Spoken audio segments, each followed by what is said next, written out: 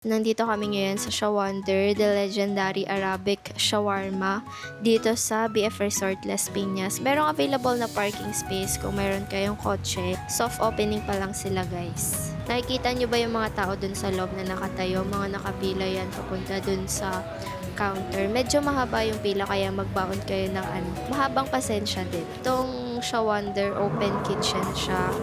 Ibig sabihin, kitang-kita mo kung paano nila pine-prepare yung order mo.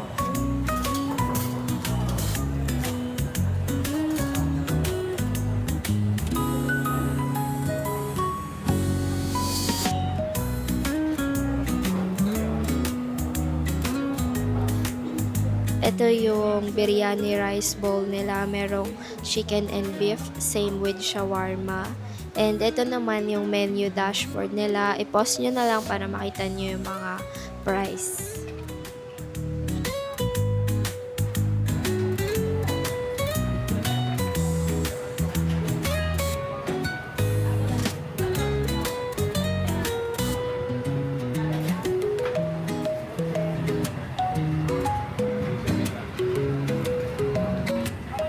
And since open kitchen siya, kitang-kita natin dito kung ano-ano yung nilalagay nila na sauce and ingredients na magpapasarap dun sa shawarma.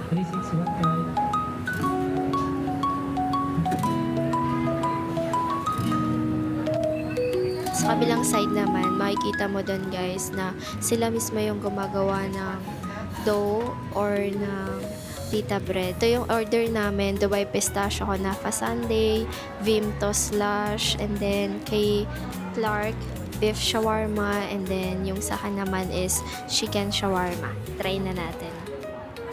So guys, ito try na namin tong biryani. Sa akin chicken. Ang laki kasi, ang laki na mas malaki sa mukha niya na malapit ka din. Ang laki. Ganito yung itsura niya sa loob. Oh.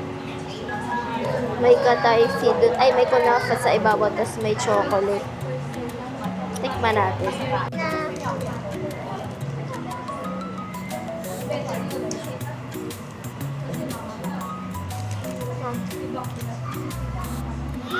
Sarap niyan, bago ko na yung favorite. Ano kayo? Mixed berries. Sarap nito. Sarap. Hindi siya yung typical na shawarma na matamis. Tama-tama lang yung garlic mayo. Ang fries. Meat din, grabe yung meat, ang dami. Ano kaya silang hot sauce? Yun ang likod. Try na. Laman na rin naman yan. Ito yung laman ng beef.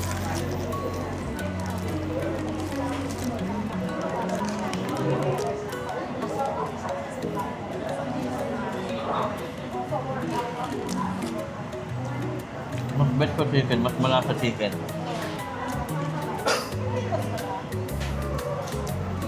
Kung wala pa ako dun sa may mga sauce, suspect ko naman to. Ang lasa ng chicken, sarap. Parang siguro masarap. Parang siyang meaty, tapos paldo yung garlic mayo, tapos malalasahan mo rin yung herbs. Sarap. Ano ba yung kulay green-green? Pakita mo yung chocolate, binidyohan ko kanina. Kaya ako binidyohan yun eh. Tapos itong pita bread, sila din yung gumagawa, guys.